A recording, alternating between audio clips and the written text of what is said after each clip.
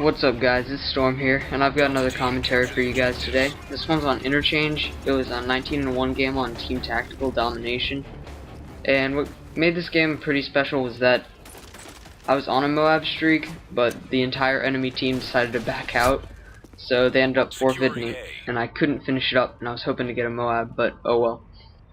The main topic of this commentary is going to be how going for a nuke is much different than going for a MOAB. You may think the difference is really obvious at first. I mean, obviously the MOAB has got to be all gun, the nuke you can use your kill streaks, but the way you play is actually the way that's really different. Not just the number of kills that you get with your gun and the number of kills that you get with your kill streak. The main reason people think it's easier to get a kill streak with a nuke, or for the nuke, is because they can use their all their kill streaks to do the work for them, but I don't think that's really the reason why, unless your kill streaks do all the work, which we all know sometimes you get the chopper gunner which gets you 30 kills or whatever, but that's not going to happen every time. I'm talking about when your kill streaks only get you to maybe 15 kills or so. The difference is that in MW2, once you pulled out your kill streak, you pretty much got them trapped in that one space on the map, or in that one spawn. So even if after you got out of your chopper gunner you need 10 more kills or so, it gives you an easy place to go on the map, where you can pretty much just pick off the last 10 people who have just spent the last couple minutes getting destroyed by your kill streak. So they're not really too hard to kill. Some assault MOABs work the same way, but it's still more kills that you have to get with your gun. And the majority of people go for their MOABs with the specialist package. Between using the specialist package and the crazy spawns on MW3, there's no real way to get them in a certain place unless you're playing Dom and you've really got them trapped at one objective point. There's no real way to get them in a certain place where you can just pick them off over and over. Also, if you're camping at the same place for too long on a 25 kill streak, eventually somebody's going to flank you or get smart enough to know where you are. You're not going to get 25 straight kills from the same spot, at least normally. The main focus of a specialist MOAB is to get a good pace moving around the map. That way you don't get picked off from the same spot, but you still have time to get all your kills within the game, because you can't move too slowly. You gotta find that perfect balance.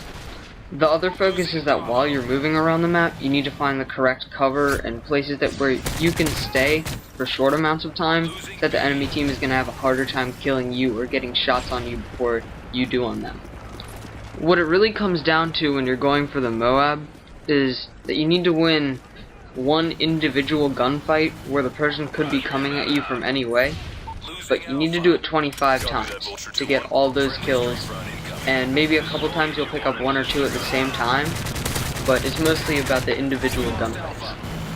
In a game like MW2, if you run the basic nuke killstreak setup, I guess I'll call it, which is Harrier, Chopper Gunner, or AC-130, and the nuke, basically you can pretty much do whatever you want to get those first 7 kills. You can head glitch, you can just camp a spot for a certain amount of time, because when it comes down to it, to get your nuke a lot of times in MW2, you only need to focus on getting those 7 kills. So if you can just find a good camping spot, you can pretty much get your kill streaks set up.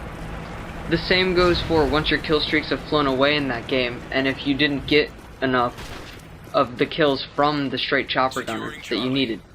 Once you've got them pretty much trapped in that one location on the map, all you have to do is move up your camping spot pretty much to a different part of the map, which people don't like, but honestly that's the easiest way to get a nuke if you're going for one.